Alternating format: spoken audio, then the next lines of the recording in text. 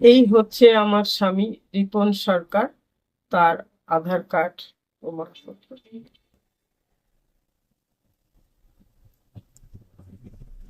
এক বাংলাদেশি মহিলাকে এই রাজ্যে আশ্রয় দিতে নিজের স্ত্রীকেই অত্যাচার করে তাকে ছেড়ে পালিয়ে ওই বাংলাদেশি মহিলাকে বিয়ে করলো জগদ্দল বিধানসভা কেন্দ্রের মামুদপুর পঞ্চায়েতের অন্তর্গত বড়াগ্রাম এলাকার রিপন সরকার নামে এক ব্যক্তি। এই ঘটনায় অভিযোগকারী রিপন সরকারের স্ত্রী কানন সরকার পুলিশ প্রশাসনের দ্বারস্থ হওয়া সত্ত্বেও কোনো রকম সুরাহা মেলেনি বলেই জানান তিনি। কানন সরকারের অভিযোগ, তার সাথে 2001 সালে মামুদপুর পঞ্চায়েতের অন্তর্গত বড়াগ্রাম এলাকার রিপন সরকারের বিবাহ হয়। তাদের দুটি পুত্র সন্তানও রয়েছে।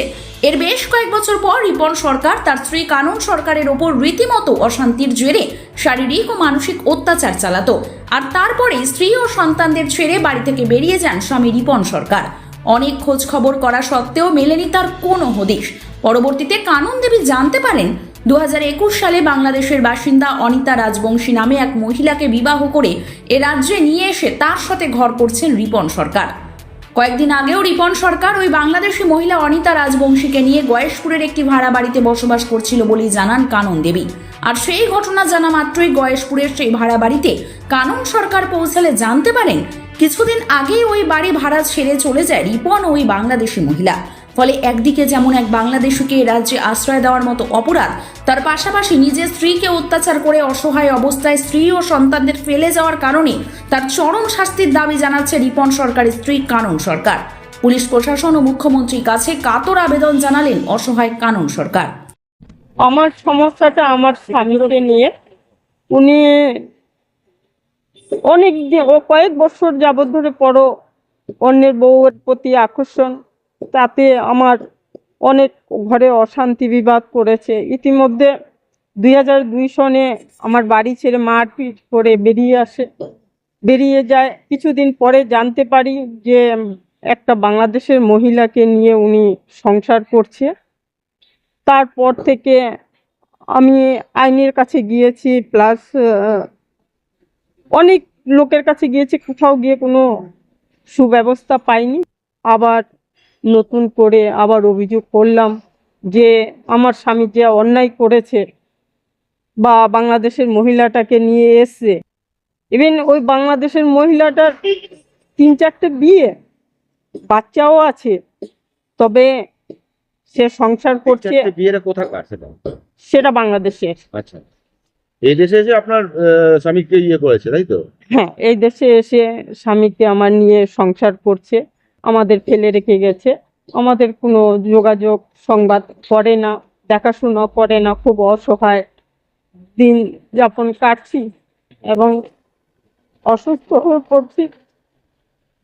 শুধুমাত্র কি বাংলাদেশি মহিলার জন্যই আপনার সাথে এরকম অত্যাচার? হ্যাঁ স্যার। কি বলুন সেটা? সেটা আমি এখন এটা বলতে পারবো না। কেন বলতে পারবো না? যে উনি একটা চরিত্রহীন পুরুষ ছিল।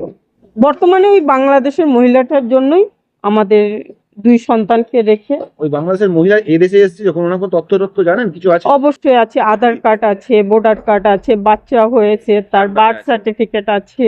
স্বামীর নাম দিয়েই করেছে? হ্যাঁ, রিপন সরকারের নাম দিয়ে করেছে। বিফোর উনি আগে মসলন্দপুর থাকতেন, তো মসলন্দপুরও নকল মা বাবা সাজিয়ে পাসপোর্ট, আধার কার্ড, ভোটার কার্ড করেছে এই দেশে আমাদের।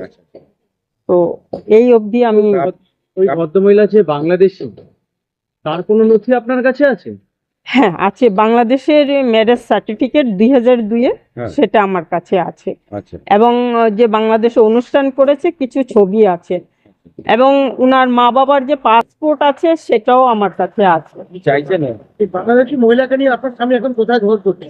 এখন কিছুদিন আগে তো গয়েশপুর ছিল, কিন্তু এখন দেখছি যে শুনতে পারলাম যে গয়েশপুর থেকে উনি চলে গেছে।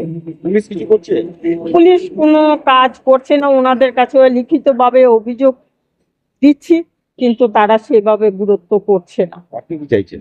আমি চাচ্ছি আমার স্বামী যে অন্যায় করেছে, ওই মহিলাটা যে অন্যায় করেছে, সেটার আইনত বিচার হোক। আপনার পরিস্থিতি এখন আমার পরিস্থিতি স্যার ভালো না, আমি শারীরিক অবস্থায় ভুগছি। আমার 2টো ছেলে পড়াশোনা করে, তারা কর্মজীবী লোক। তো আপনার নামটা কি? আমার নাম কানন সরকার, হ্যাঁ। ওয়াইফ অফ রিপন সরকার। তো কি বলবো স্যার, সবাইকে জানাচ্ছি, জনগণকে জানাচ্ছি, হুম।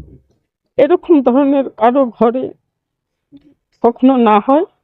আর এই বিচারটা হলে পরে আশা রাখবো যে সমাজে এই ধরনের নোংরা কাজ করতে গেলে ওরা 100 বার ভাববে যে এই কাজ করতে গেলে আমাদের অবস্থা খারাপ হতে পারে, আইনত ব্যবস্থা হতে পারে, আইনত শাস্তি হতে পারে, সেটা ভয় পাবে সমাজের লোক।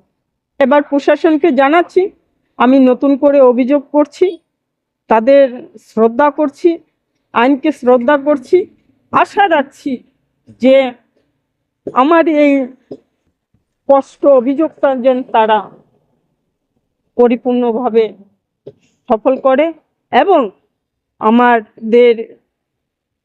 আমি মুখ্যমন্ত্রী মমতা ব্যানার্জির কাছে আবেদন করছি যে আমার সাথে যা হয়েছে সেটা মহিলা হিসাবে মহিলাকে সহযোগিতা করুক, আর যারা অপরাধ করেছে তাদের শাস্তি দেয়। এই আবেদন আমি মমতা ব্যানার্জির দিদির কাছে আবেদন করছি। দিনের পর দিন আয় কমে যাচ্ছে, চাকরি থেকে স্টেবল হচ্ছে না, 14 জায়গায় অ্যাপ্লিকেশন ফর্ম ফিল আপ করছি, কোনোটাই অ্যান্সার আসছে না। আর একটা আছে সংসারে অশান্তি। চারিদিকে সমস্যা, দুর্যোগ, ক্ষতি আর বাধা। এবার নিন উজ্জ্বল ভবিষ্যতের শপথ।